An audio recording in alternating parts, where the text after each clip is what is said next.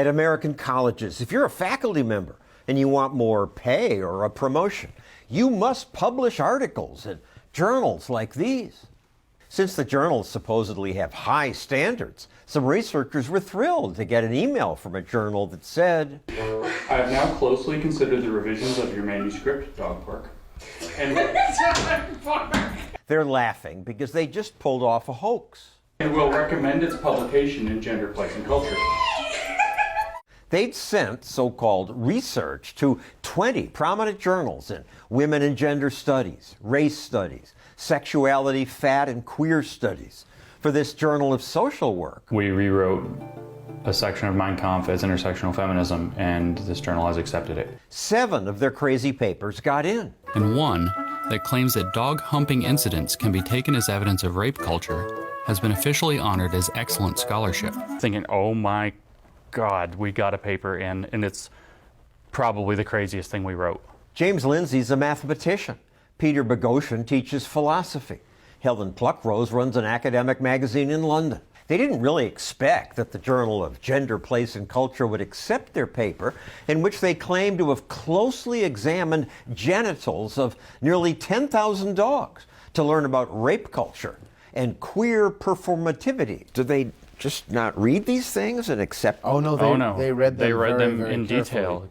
How could they believe you examined 10,000 dog genitals? We have no idea. In fact, in the first draft of that paper, we were like, there's no way they're going to believe that we did this. We think studying topics like gender, race, and sexuality is worthwhile, and getting it right is extremely important. They made this video to explain why they tested the journals. A culture has developed in which only certain conclusions are allowed, like those that make whiteness and masculinity problematic. Basically, it's not correct that there is such a thing as biological sex. Kind of a last straw happened. There was this paper, well funded by the National Science Foundation, that studied feminist glaciology. It said that glacier science is sexist. Because the majority of glaciological knowledge that we have today stems from knowledge created by men about men within existing masculinist stories. The paper's remedy? Feminist paintings of glaciers and feminist art projects that, I'm not kidding, hooked up a phone line to a glacier so you could call the glacier on the phone and listen to it. So that was the last straw for me. These aren't your fields. No. Which should have made it more difficult. Much more difficult to fool the journals, but Papers started getting in. You've got to be me that this happened! This shouldn't have been possible.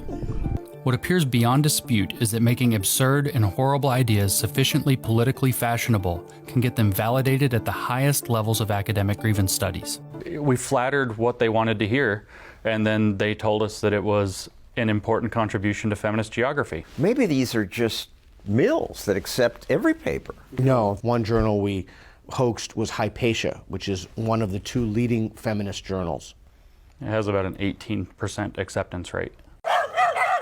The researchers didn't get to finish their experiment because the dog rape paper was so over the top, a Wall Street Journal reporter noticed. She exposed the hoax and ended the experiment before all the journals had weighed in. The 7 that accepted the fake papers did retract them. But what upsets me most is what happened next. No university said, we're not going to use these journals. No editor publicly said, we have to raise our standards. Think about if you did this to civil engineers with bridge building. They would have thanked us, right? Because they're driving over the bridges with their families, so they don't want the bridges to collapse. But the grievance study journal editors, instead of admitting that they'd published nonsense, criticized the hoaxers. You clearly engaged in flawed and unethical research. That was our whole point. A dozen of Peter's fellow professors wrote an anonymous letter attacking him. And the school newspaper ran it with this cartoon depicting Peter as a clown.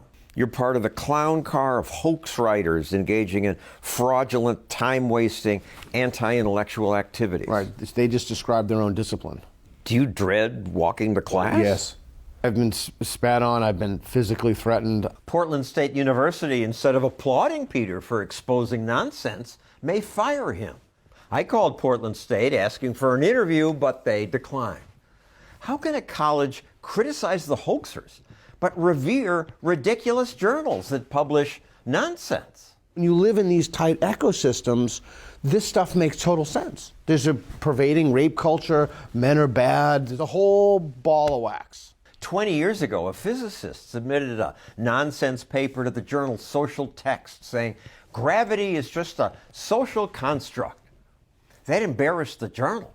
But Social Text is still going strong, and at universities, nothing really changed. The best I can tap into is that there's this kind of like religious architecture in their mind where privilege is sin. So you can come up with these really nasty arguments like, well, let's put white kids in chains on the floor. It's an educational opportunity. And if you frame it in terms of overcoming privilege, then it's right in. And anyone who dares criticize that must be a conservative hack, holding the same ideological position as the Trump administration's attack on trans rights. Maybe you are just conservative hacks looking to defend your white privilege.